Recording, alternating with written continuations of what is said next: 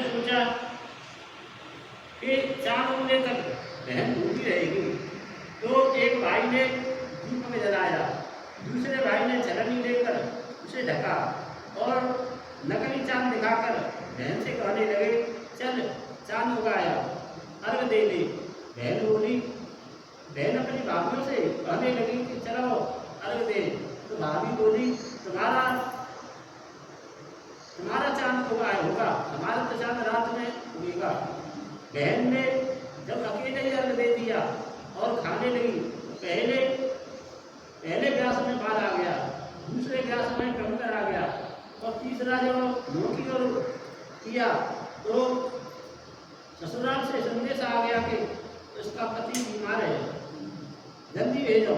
माँ ने जब लड़की को विदा किया तो कहा कि रास्ते में जो मिले उसके पाँव लागू करना, जो कोई सुहा का आशीष दे तो पल्ले में गांठ लगाकर उसे कुछ रुपये दे देना। बहन जब भाइयों से विदा हुई तो रास्ते में जो भी मिला उसने यही आशीष दी, तुम 7 भाइयों की बहन हो, तुम्हारे भाई सुखी रहे, तुम उनका मुख देखो। सुहा की आशीष किसी ने नहीं दी। जब वह ससुराल पहुंची तो दरवाजे पर उसकी छोटी ननद खड़ी थी, वह उसके पाँव लगी तो उसने कहा, तुम सदा सुहागन रहो। कपूती हो तो उसने यह सुनकर पल्ले में गांठ बांधी और ननद को सोने का सिक्का दे दिया। तो भीतर गई तो सास ने कहा कि उसका पति धरती पर पड़ा है, तो वह उसके पास जाकर उसकी सेवा करने के लिए बैठ गई। बाद में सास ने दासी के हाथ बची कुची रोटी भेज दी। इस प्रकार से समय बीतते मंगेश्वरी की चौथाई और माता बोली, करवा ले भाइयों की कारी करवा ले। लेकिन जब उसे सौत माता नहीं दिखी तो वो बोली, हे माता, आपने मुझे जाना तो आप ही दान करोगी, आपको मेरा भाग देना पड़ेगा। तब उस सौत माता ने बताया कि मौत की चौथाई वो मेरे से बढ़ गई, उसे ही सब कहना, वह तुम्हारा भाग देगी। माँ की चौथ आकर चली गई, फागुन की चौथ भी आकर चली गई। चैत वैशाख जेठ अषाढ़ सावन भादों ये सभी चौथ आई और यह कहकर चली गई कि आगे गाड़ी को कहना। असौज की चौथ आई तो उसने बताया कि तुम पर कार्तिक की चौथ नाराज है, इसीलिए तुम्हारा साग लिया है, वही वापस कर सकती हो, वही आएगी तो उसके पाँव पकड़कर विनती करना।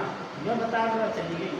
तो कार्तिक की चौथ आई तो वो गुस्से में बोली, भाइयों की कारी करवा ले, दिन में चांद उगाने वाली करवा ले, व्रत खंडित करने वाली करवा ले, भूखी करवा ले।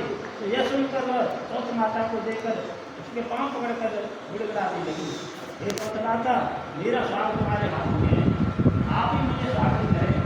माता बोली, आप हत्यार मेरे पाँव पकड़कर क्यों बैठ गई? तब बहन बोली, वो मुझसे भूल हुई है, उसे क्षमा कर दो, अब भूल नहीं करूँगी। चौथ माता में प्रसन्न होकर आंखों में काजल, नाखूनों में से मेहंदी और टीके में से रोली लेकर छोटी सुंदरी से उसके आंखों पर सिंचा दिया। वह उठकर बैठ गया और बोला, आज मैं बहुत सोया। जब बोला, क्या सोए? मुझे तो 12 मिनट हो गई, अब जाकर चौथ माता तुम्हारी मेरा साथ लौटाया है। तो उसने कहा कि जल्दी से माता के अभिनंदन करो। जब चौथ की कहानी सुनी, करवा पूजन किया, रात खाकर द्रौपदी को देने बैठ गई। पीछे से दासी आई, उसने दासी को जाकर सारा हाथ बताया और उसे सारे गाँव में यह प्रसिद्ध